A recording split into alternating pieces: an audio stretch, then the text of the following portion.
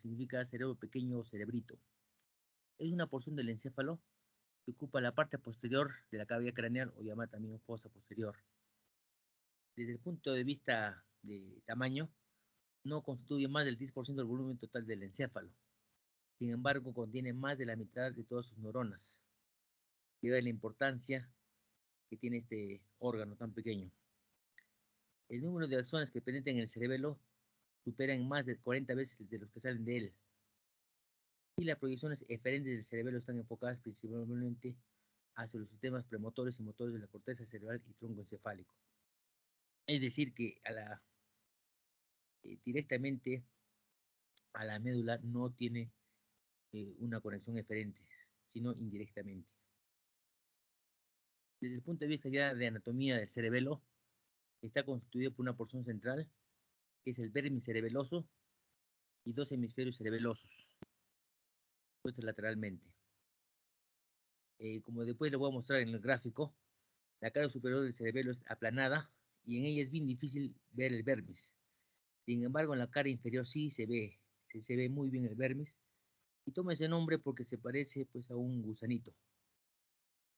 Entonces, este vermis, a ambos lados, hay dos surcos profundos que se llaman la valécula baserebelli, en la cual se aloja el bulbo, y tiene a sus lados los hemisferios cerebelosos, ¿no? El borde anterior del cerebelo presenta una escotadura ancha, que es la escotadura cerebelosa anterior, y una más cortita, que es la escotadura cerebelosa posterior, donde se inserta la hoz del cerebelo. Ahora, otra característica del cerebelo es que tiene unas circunvoluciones muy delgaditas, que se llaman folias, o de que viene de las hojas, ¿no? Folio significa hoja, o circunvoluciones cerebelosas. Y además es distintivo la distribución de la sustancia blanca, porque semeja un árbol, por eso se llama el árbol de la vida. Ahora, desde el punto de vista anatómico, miren, este es el vermis, esta es la cara superior. Como dije, en la cara superior, que es aplanada, casi no se distingue el vermis. En cambio, en la cara inferior sí, muy bien, miren. Este es el vermis y estos son los surcos profundos, laterales, que es la valécula cerebelli. En la cara superior, entonces, al vermis, que es este, se le va a dividir en diferentes partes, yendo de adelante hacia atrás la língula, lóbulo central, culmen, declive. En el vermis inferior, el túber, pirámide, úvula, nódulo.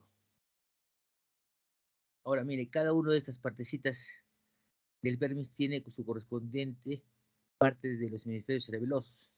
Entonces, la língula, primero, no posee correspondiente hemisférico, es la única. En cambio, el lobulillo central sí tiene las alas del lobulillo central. El culmen, el lobulillo semilunar anterior. El declive, el lobulillo semilunar posterior. El folium, el lobulillo semilunar postero superior. Y de la cara inferior, miren cómo se distingue. La cara superior es plana y la cara inferior ya es convexa, miren. Entonces, yendo de delante para atrás, acá vemos al túber, túber, a la pirámide, la óvula y el nódulo. Entonces el túber se va a corresponder con los lobulillos semilunar posterior inferior, la pirámide con el lobulillo digástrico. ¿Por qué se llama digástrico? Porque tiene dos vientres. Y la úvula, que es esta, y las amígdalas. Así parecido en la boca, la úvula y las amígdalas, por eso le han puesto este nombre, ¿no? Úvula y pirámide. Y el nódulo y flóculos. Acá se ve los flóculos, pero el nódulo se ve si se sacar esta parte del tronco.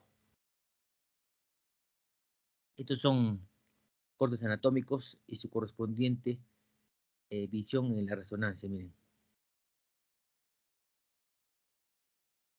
Para que vean cómo la anatomía sirve bastante y para que puedan identificar. Miren cómo se ve también la sustancia blanca, el árbol de la vida. Y acá esta foto tomada de una muestra anatómica, miren, permite ver los pedúnculos cerebelosos superiores, medios e inferiores. Son los tres elementos que van a conectar al cerebelo con todo el sistema nervioso central. Miren, el cerebelo también se puede dividir, pero para ello de alguna forma se va a tener como referencia algunas fisuras. Y de acuerdo a su posición se llaman así. La que se encuentra delante del declive se llama fisura preclival, también llamada primaria. La de acá. Entonces va a determinar la constitución del lóbulo anterior. Por detrás del nódulo encontramos la fisura postnodular que lateralmente se comunica con la fisura posterolateral. Entonces, de esta forma va a constituir el lóbulo anterior, que es pequeño, y el lóbulo posterior, que es mucho más grande, miren. Y el tercer lóbulo, que es el lóbulo flóculo-nodular. ¿No? Entonces, nuevamente repasando, el lóbulo anterior corresponde a toda la porción del cerebelo que queda por delante de la fisura preclival y va a recibir básicamente la información de los tractos espinocerebelosos. El lóbulo flóculo-nodular, o sea, el nódulo y los flóculos, recibe información de los núcleos vestibulares. ¿Se acuerdan? Los núcleos vestibulares intervienen en el equilibrio y también es una rama, acuérdense, del octavo par craneal, la rama vestibular, ¿no? Entonces, esos núcleos vestibulares son los que están en relación con el lóbulo flóculo-nodular. Y el lóbulo posterior corresponde al resto del cerebelo, o sea, la mayor parte de este, entre las fisuras primarias y dorsolateral. Y va a recibir la mayor parte de su información desde el neocórtex. Acá es un dibujo donde se van a poder ver los núcleos. El cerebelo no solamente es sustancia corteza y sustancia blanca, sino también tiene núcleos centrales. Y cada uno de estos tienen una importancia en relación a su función. Y esos núcleos son, miren, desde la línea media lateralmente, es el núcleo facial o del techo, el núcleo globoso, el núcleo emboliforme y el núcleo dentado. El dentado es el que más se ve porque es el más grande. Miren estos cortes anatómicos, como se ve como una bolsa abierta hacia adentro. Es un corte anatómico donde, miren, es la parte superior y la parte central, miren cómo se ve el núcleo dentado. Acá también ve. Cuando hacíamos los cortes anatómicos, les enseñamos así a ustedes, ¿eh? Núcleo dentado. Ahora, hay una división longitudinal en relación a diferentes partes del cerebelo. Esta porción vermiana, que es el centro, entonces va a tener conexiones con núcleo facial, que se acuerdan que es el más medial, o también núcleo facial o del techo, y va a intervenir en el mantenimiento de la postura y movimientos axiales y del tronco. Esta es la porción, ¿no? La porción paramediana es esta, se proyecta sobre el núcleo interpositus. ¿Y cuál es el núcleo interpositus? Pues el globoso y emboliforme, e interviene en los movimientos proximales de las extremidades. Y la parte lateral, que es la más grande, miren, se proyecta sobre el núcleo dentado, que es el que ya les he mostrado, e interviene en los movimientos discretos o distales de las extremidades. Este es desde el punto de vista filogenético, la división, miren, arquicerebelo, paleocerebelo y neocerebelo. Entonces, miren, el arquicerebelo es la parte más primitiva del cerebelo y apareció por primera vez en los peces. Se encuentra constituido por el lóbulo flóculo-nodular y se relaciona, como ya les dije, con el nervio y núcleos vestibulares. Por eso también se le llama vestíbulo cerebelo y va a intervenir en el mantenimiento de la postura, equilibrio del tronco y los movimientos del ojo. El paleocerebelo o lóbulo anterior, que es un lóbulo más pequeño, por delante de la estructura preclival o primaria, se relaciona fundamentalmente con el sistema espinocerebeloso y con su análogo para el sistema superior, que es el cuno cerebeloso. Y básicamente su función es más parece controlar o coordinar el movimiento de las extremidades inferiores más que con las superiores. Y el neocerebelo lóbulo posterior es, desde el punto de vista filogenético, el más reciente. Es mucho más grande pues, en los seres humanos y los monos antropoides, y básicamente tiene una relación con la corteza cerebral. Y sus referencias están mediadas por el núcleo dentado, que ya les he mostrado. Y va a proyectarse en la corteza motora, premotora y prefrontal. Y básicamente va a intervenir en planificar y en los ensayos de las acciones motoras complejas. O sea, cada vez que de alguna forma se va a hacer un movimiento, va a intervenir en la planificación de este movimiento antes que se realice. Como ya les dije también, y pueden ver acá, El cerebelo está conectado al sistema nervioso central, al resto del sistema nervioso central, a través de los pedúnculos cerebelosos. Entonces, el inferior es el llamado también cuerpo restiforme, el medio, que es el más grande, que es este, llamado también pontino, y el superior, que básicamente va a contener la mayoría de las proyecciones eferentes. Este es un gráfico, miren cómo viene la información y cómo sale, miren. Esto es en relación a los haces propioceptivos inconscientes que van a ir hacia el cerebelo. Entonces, el cerebelo va a requerir ser alimentado con un continuo flujo de información en relación a la dinámica de los músculos, tendones y articulaciones. O sea, básicamente cuando estamos moviéndonos, cuando estemos en movimientos, va a moverse también los músculos, tendones, y cada uno de ellos va a tener receptores, que son los usos musculares, los órganos tendinosos de Golgi, terminaciones táctiles. Entonces, toda esa información que se llama propioceptiva inconsciente va a ir al cerebelo, y eso va a permitir corregir los diferentes movimientos que vamos a hacer. Entonces, la clave acá es, miren, es que la sensibilidad propioceptiva inconsciente de un hemicuerpo siempre llega al hemiscerebelo homolateral. De igual forma, cuando se da un cerebelo, por ejemplo el derecho, va a repercutir en el mismo lado, o sea, en mi cuerpo derecho. Regla. Entonces, ¿cuáles son las conexiones aferentes? ¿Qué quiere decir aferentes? O sea, ¿aló? ¿Todo bien? Sí, doctor. Perfecto. Entonces, las conexiones aferentes significa toda la información que viene de otras partes hacia el cerebelo, ¿no? Entonces, va por el pedúnculo cerebeloso inferior o cuerpo reciforme, el haz espinocerebeloso directo, el cúneo cerebeloso. En segundo lugar, el haz trigémino cerebeloso. En tercer lugar, el haz olivo cerebeloso, el haz retículo cerebeloso y el vestíbulo cerebeloso.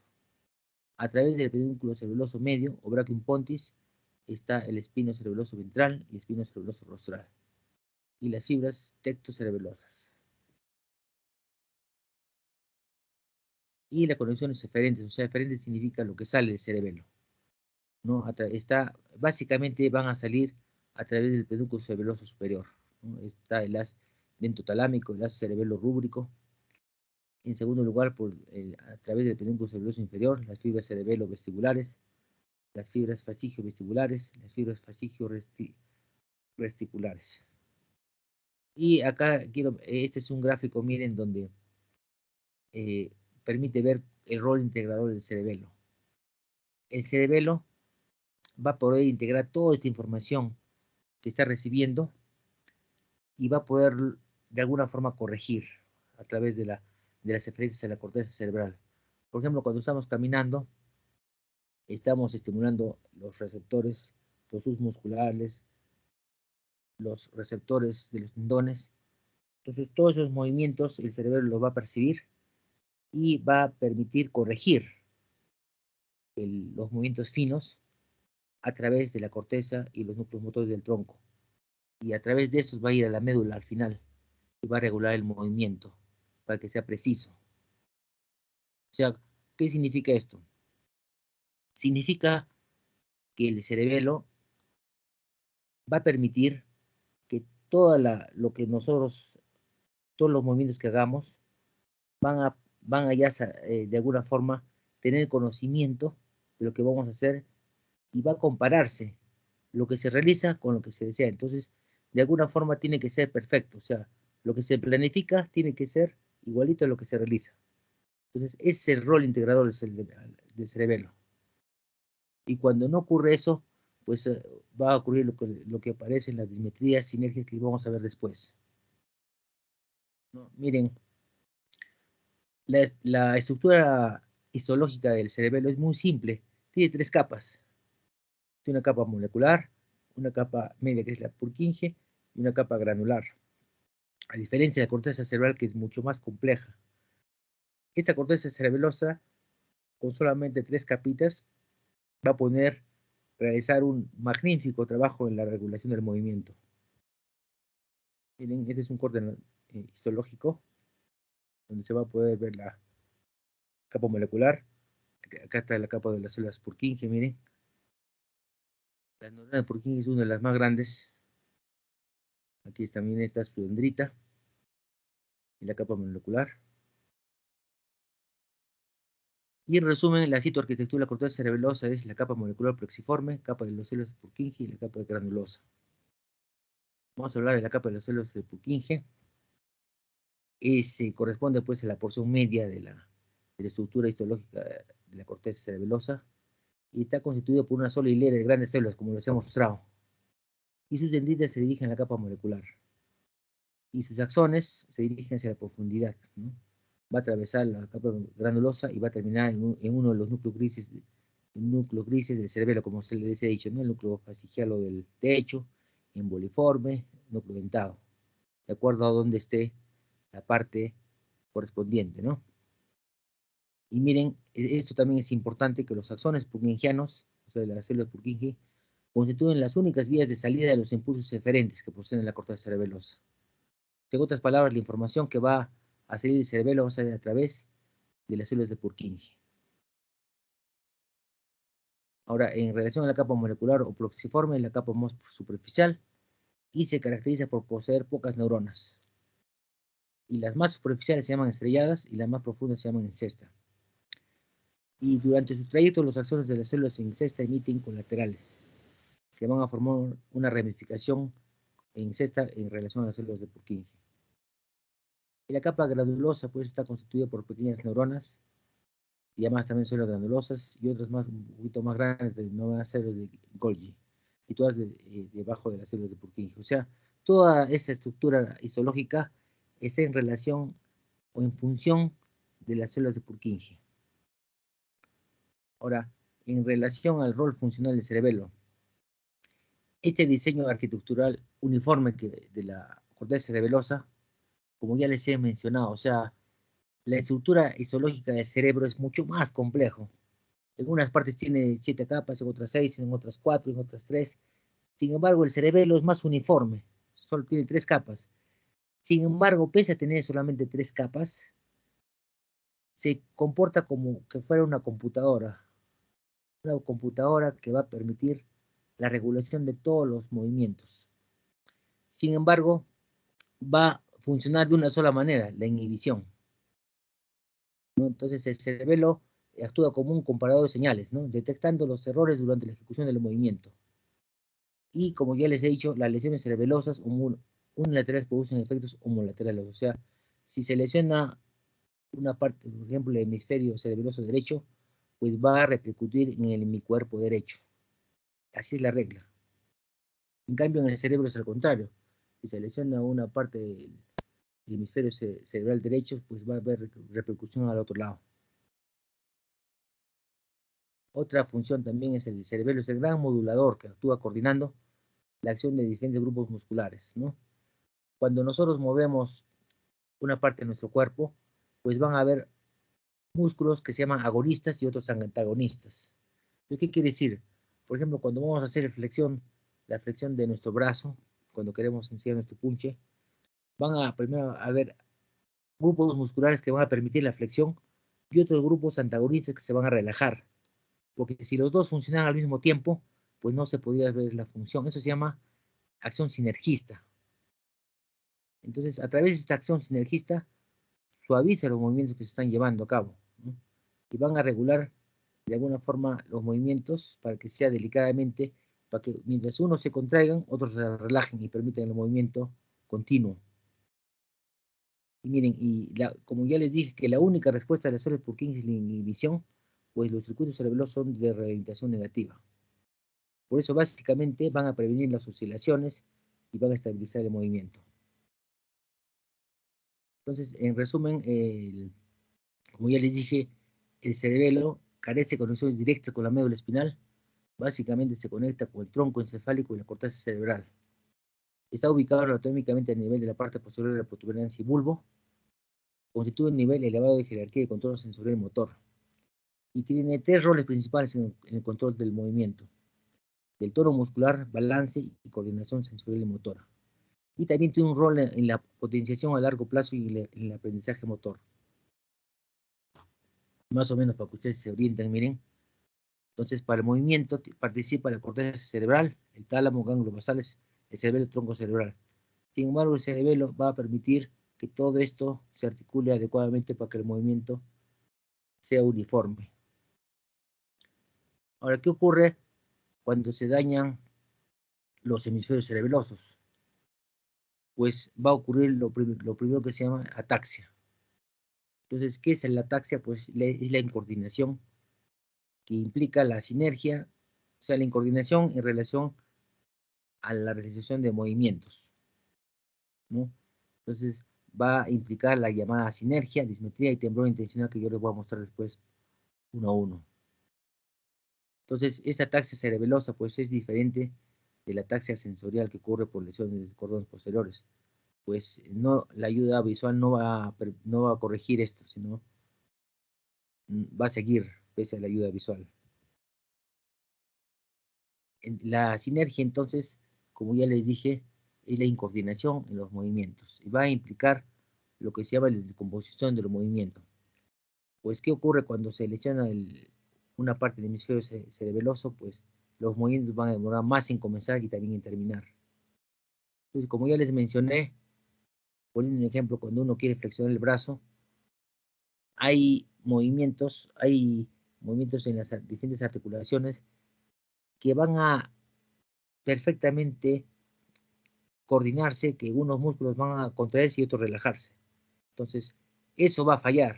Y como va a fallar, por eso va a demorar más en comenzar el movimiento y también en terminar. Y este movimiento va a ser como que estuviera en varias partes, ¿no? O sea, es un movimiento descoordinado. A eso se llama descomposición del movimiento. El signo de rebote también es un signo que va a implicar la sinergia. A la persona se le dice acá, miren, a ver, agárrate tu mano y el examinador lo agarra la mano cerca de su cara y rápidamente le quita la mano. Entonces, como no tiene esa facilitación del movimiento, pues se va a golpear la cara. Eso se llama signo de rebote. Es una muestra de que hay una asinergia. Otro signo clínico es la llamada adiadococinesia o disdiadococinesia, que son movimientos, por ejemplo, de pronación y supinación. Entonces, la persona que tiene problemas cerebelosos no va a poder eso. Entonces, eso se llama adiadococinesia. Otra forma también de sinergia es el de Canción, que es una forma de disartria que está en los pacientes con lesión cerebelosa, ¿no? Consiste en una habla explosiva, ya está diciendo su nombre y de repente se le va todo lo que quiere decir y no se le entiende, ¿no? Y va a separar anormalmente las sílabas y entre las palabras. Otro signo es la dismetría. Entonces, ¿qué significa la dismetría? Implica la incapacidad para medir la distancia durante el curso del movimiento. Por ejemplo, este examen se llama prueba dedo-nariz. Se le dice al paciente, ponga su dedo en su nariz, comenzando desde la 180 grados, ¿no? Entonces, en este caso se le ve a mí, va a mover su dedo índice hacia la nariz y debe perfectamente ir a la punta de la nariz. Sin embargo, la dismetría implica que cuando va a llegar a la nariz, pues no va a ir a la punta de la nariz, sino se va a ir a un costado, o arriba o abajo. A eso se llama dismetría. Y esta prueba se llama prueba dedo-nariz. Otro también signo clínico cerebeloso es el llamado temblor intencional. Se presenta sobre todo cuando finaliza el movimiento. Cuando quiere, por ejemplo, un paciente tocar un objeto, pues el dedo presenta una serie de oscilaciones rítmicas por un exceso de corrección. O sea, quiere decir, como el cerebelo no funciona, no hay quien module este movimiento, entonces no va a poder de alguna forma ser el movimiento fino. Entonces va a haber un exceso de corrección, va a haber temblor intencional. Otro de los signos importantes también de la lesión del hemisferio cerebeloso y la hipotonía. Miren, para que se mantenga el tono muscular, o sea, para que estemos parados, Es importante que ocurra el reflejo miotático constantemente, miren. Este es el músculo y acá en el músculo hay un receptor, que es el uso muscular. Ese uso muscular, cuando nosotros estamos parados, está mandando información. Cuando, por ejemplo, se está relajando, inmediatamente las neuronas motoras alfa van a hacer que se contraigan las fibras del músculo a través de este receptor, las fibras extrafusales. O sea, hay dos tipos de fibras musculares, las extrafusales, que son del mismo músculo, y las intrafusales, que son las fibras musculares del uso muscular. Ahora, las extrafusales van a ser inervadas por las motoneuronas alfa. En cambio, las intrafusales van a ser por las motoneuronas gamma. Entonces, ¿qué relación tienen con el cerebelo? Pues, no a través de la médula directamente, sino indirectamente, porque ya les he dicho que el cerebelo no manda información directa a la médula, sino indirectamente a través del cerebro y tronco, van a venir fibras facilitadoras hacia las motoneuronas gamma. Y de esta forma van a aumentar la contracción, o sea, la sensibilidad de los usos musculares. Y de esta forma van a funcionar muy bien para que se mantenga el tono. Cuando hay lesión cerebelosa, entonces no ocurre eso. Entonces no hay quien le diga a la motoneurona gamma que sensibilice al uso. Entonces, como no hay quien le diga, pues este uso no va a mandar la información aquí y no se va a dar el arco reflejo. Entonces no va a haber contracción y el tono muscular, en resumen, va a bajar. Y cuando baja el tono, que se llama hipotonía muscular. O sea, otro de los aspectos clínicos que se ven en lesiones cerebelosas es la hipotonía. Cuando, por ejemplo, se le hace al paciente un reflejo osteotendinoso, en este caso en la rodilla, normalmente pues con el martillito se le hace un reflejo y pues una patadita chiquita, ¿no? Pero en este caso, como hay hipotonía, es el signo de rebote, va a seguir pendulando el,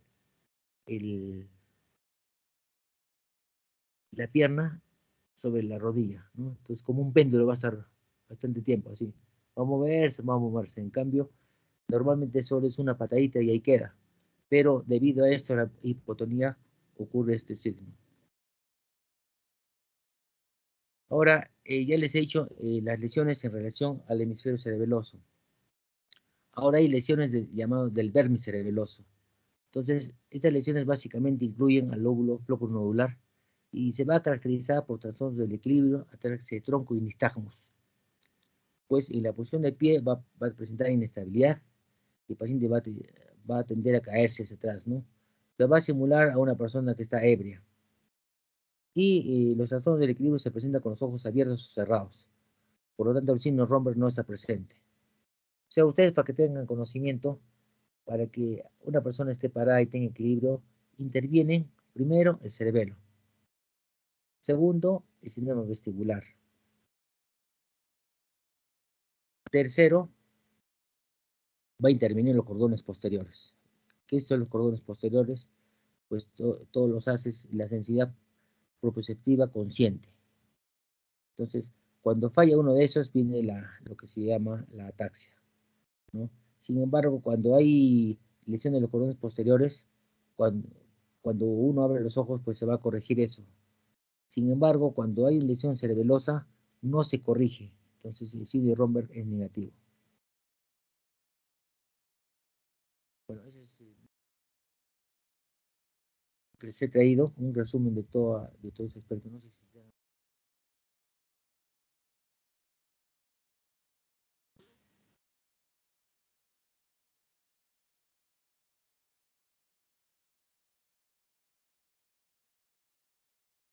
¿alguna pregunta tienen, jóvenes?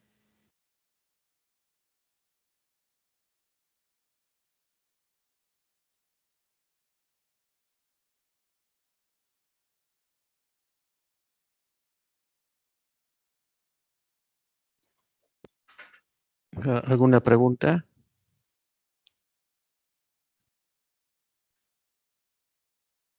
Creo que no, doctor. Muy bien. Doctor Suárez, estuvo muy bonito su clase y bastante didáctica y bien explicada. Tienen ustedes acá, chicos, incluso bien descrito, ¿no? Todo lo que cerebelo es, como decía el doctor Suárez, es bastante, las vías, ¿no? Son bastante complejas y él lo ha hecho de una manera bastante didáctica. Gracias, doctor. No sé si Doctor, tendrá alguna acotación más. bueno, yo quisiera decirle al doctor Percy Calderón que acá les he tratado de resumir lo más importante y algunos conceptos, estos sobre todo los he sacado de neurociencias de Kandel y hacer Ujú. acotación que si bien es cierto, miren, el cerebelo es tan pequeño, sin embargo, miren, contiene más de la mitad de todas las neuronas del encéfalo, para que vean la importancia del cerebelo en relación a los circuitos nerviosos. Miren, no constituye más del 10% del volumen total del encéfalo, sin embargo, contiene más de la mitad de todas sus neuronas. Entonces es como una computadora destinada básicamente para el movimiento. Eso quería remarcar. Muy bien, doctor. Eh, chicos, no sé si habrá alguna inquietud, creo que está claro. ¿Alguna pregunta, jóvenes?